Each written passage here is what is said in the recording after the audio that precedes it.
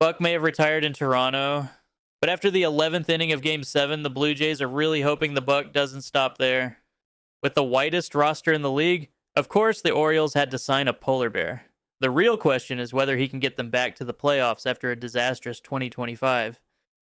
The Tampa Bay Rays spent a whole season sleeping on the Yankees' couch, and after 29 one-run losses, they're hoping all of that stays behind as they step onto their new home turf. The Red Sox said goodbye to their third baseman, then said goodbye to their third baseman again. And now they're out here looking for their third baseman. The New York Yankees are running it back, even if Brian Cashman swears they aren't, and as long as they don't run like Stanton, that's perfectly fine with the talent on their roster. In Cleveland, Chase DeLauter and Travis Bazzana should headline the next wave of young talent, and the hope is that two kids can somehow drag one of the decade's worst offenses to league average. Bobby Witt Jr. could crack the Royals' top 10 in WAR this year. Garcia and Pasquantino look legit, and the rest of the offense is hoping the newly moved-in Walls can do most of the heavy lifting. Detroit added 200 innings of Framber Valdez, brought Justin Verlander home, rebuilt the bullpen, and paid Tarek Skubal whether they liked it or not. Surely they're not blowing another 14-game lead after all that. Rumor has it, the Twins' 2025 roster massacre forced the whole clubhouse to wear name tags this year. Prove you're staying, and you get to ditch yours. The White Sox are trading veterans, promoting prospects, and signing players on purpose.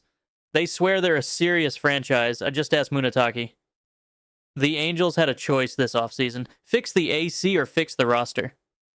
And with Perry Manassian insisting the AC was never broken, you get the sense he thinks the roster isn't either. So naturally, nothing got fixed. The Astros missed the playoffs for just the second time in a decade, and with the league finally catching up, the real question is whether they'll adjust or get used to watching October from the old folks' home. The A's young offensive core looks fun, but with this pitching, they may have to win every game 8-7. The Mariners are the top dogs in the AL West now, even if they still hit like a team that wants every game to be a 4-3 nail-biter. The Rangers posted the best rotation ERA in a top 5 bullpen, but finished 22nd in runs. So did trading for Brandon Nimmo and Mackenzie Gore actually fix anything? The Braves are healthy and ready to bounce back. They're healthy, right?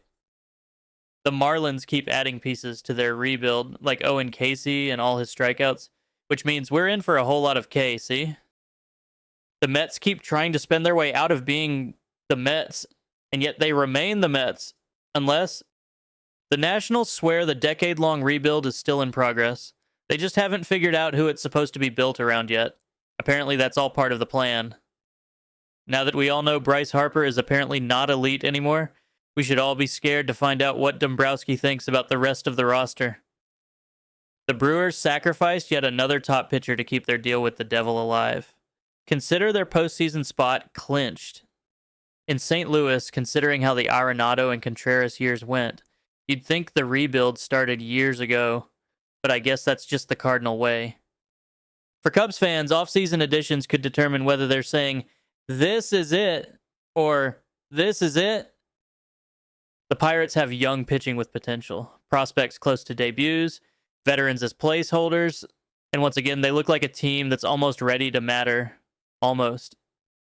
The Reds have a young core built to break out, but they've spent so many seasons missing key players that wait until they're healthy has basically become the team motto. For the Diamondbacks, it's the same story every year. Corbin Carroll is hurt. Merrill Kelly and Zach Gallen are at the top of the rotation, and the Jordan Lawlar breakout is coming. 2023, 2025, 2026. Copy, paste, repeat. Flip a coin. Heads, the Dodgers win the World Series again. Tails, flip it again.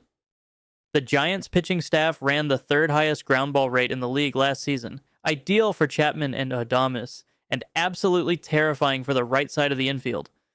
The Padres cleaned out all the clearance shelves this offseason. Now it's time to find out if Walmart stocks postseason spots. From the Browns of the NFL to the Browns of MLB, the Rockies are trusting Paul DePodesta to avoid, well, anything the Browns usually do. Let's just hope he doesn't trade for Deshaun Watson again.